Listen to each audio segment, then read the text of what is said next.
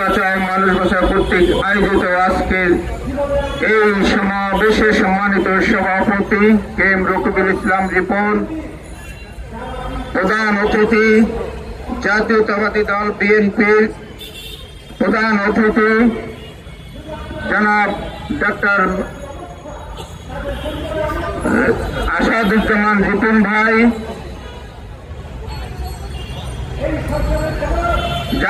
ভাসানী পরিষদের আহ্বায়ক বীর মুক্তিযোদ্ধা আমাদের অত্যন্ত প্রিয় রফিকুল ইসলাম বাবলু ভাই, জাতীয় সমবায় দলের সম্মানিত সভাপতি নূর আফরোজ বেগম জ্যোতি আপা সহ এবং জাতীয় নেতৃবৃন্দ এখানে উপস্থিত আছেন, সকলকে আমি শ্রদ্ধা নিবেদন করে দুইটি কথা বলে শেষ করব। যেহেতু বলা হয়েছে প্রধান অতিথি অসুস্থ, আমি দেখতেও পাচ্ছি সে খুবই অসুস্থ, তো আমি একটি মুনির চৌধুরীর একটি বিখ্যাত উপন্যাস থেকে একটি কথা বলে শুরু করব। প্রিয় বন্ধুরা, সাংবাদিক বন্ধুরা, মানুষ মরে গেলে পচে যায়, বেঁচে থাকলে বদলায়, কারণে অকারণে বদলায়। তো আমি যেটা বলতে চাচ্ছি এই মুনির চৌধুরীর উপন্যাস থেকে বলতে চাচ্ছি, আজকে যারা উপদেষ্টা মন্ডলীর দায়িত্বে আছেন এবং এই দায়িত্বে থাকার জন্য কারণে অকারণে বদলাচ্ছেন, কিসের ইঙ্গিত? এই ইঙ্গিত রাষ্ট্রের সাথে যারা বেইমানি করেছে, এই রাষ্ট্রের জনগণের সাথে যারা বেইমানি করেছে, তারা কিন্তু বাংলার মাটিতে টিকে থাকতে পারে নাই।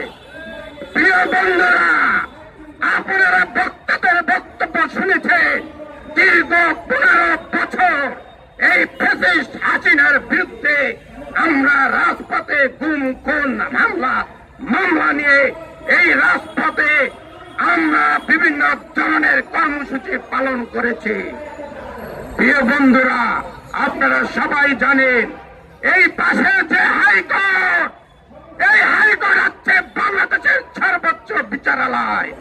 এখান থেকে ভুল এবং ভুল বিচার এসে এদেশের জাতীয় এবং জাতীয়তাবাদী দলের চেয়ারপারসন 3 বারের নির্বাচিত প্রধানমন্ত্রীকেও 5 বছর থেকে 10 বছর সাজা দিয়েছে।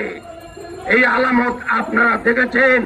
প্রিয় সাংবাদিক বন্ধুরা, আপনারা সাক্ষী। সর্বশেষ বলতে চাই, এই বাংলাদেশ থেকে যদি কেউ বেইমানি করে, এই মাটির সাথে কেউ বেইমানি করে, শেখ মুজিবুর রহমান বাংলাদেশ থেকে নিঃশেষ হয়ে গেছে। আজকে সেই শেখ পরিবারের যে কন্যা ফ্যাসিস্ট শেখ হাসিনা বাংলাদেশ থেকে পালিয়েছে, ওই নির্বাচনের জন্য আমরা 15 বছর এই রাজপথে আন্দোলন করেছি। এই নির্বাচন নিয়ে আজকে যদি কারণে অকারণে যদি এই উপদেষ্টা মন্ডলীর কোন তালবানা বিলম্বিত করেন, আপনাদের বিচার কিন্তু বাংলাদেশের মাটিতে হবে। এক বক্তা বলে গেছেন, এই বাংলাদেশে শাহাবুদ্দিন লুৎফর রহমান কিন্তু তত্ত্বাবধায়কের প্রধান ছিল, আজকে এখনো টিকে আছে, কিন্তু ওই আওয়ামী লীগের ফখরুদ্দিন মঈনুদ্দিন কিন্তু দেশ ছাড়তে বাধ্য হয়েছে। আজকে আপনাদেরকে বলতে চাই, ওই বাংলাদেশের কেউ যদি সেই ভারতের যদি কোন প্রেসক্রিপশন অন্তর্বর্তীকালীন সরকার এখানে প্রয়োগ করতে চান, আপনার দশক ওই গণশত্রুতে পরিণত হবে। এই গণশত্রুকে আমরা বাংলাদেশে দেখতে চাই না।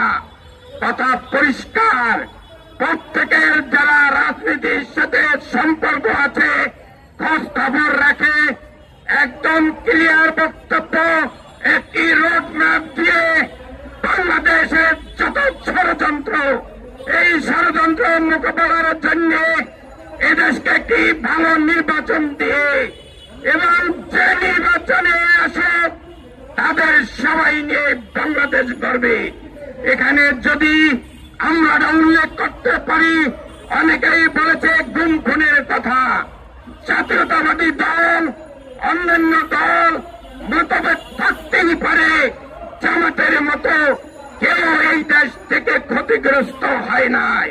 অতএব যদি এই 6 মাস 2 মাসের রাজনীতি নিয়ে কেউ স্বপ্ন দেখেন যে আমার দ্বারাই এই 24-এর গণঅভ্যুত্থান হয়েছে, বিপ্লব হয়েছে, প্রিয় ছোট বন্ধুরা, ছাত্র বন্ধুরা, আপনারা আসেন, স্বাগতম জানাবো, কিন্তু এমন কিছু করবে না যেটা বাংলাদেশের জন্য ষড়যন্ত্র হয়।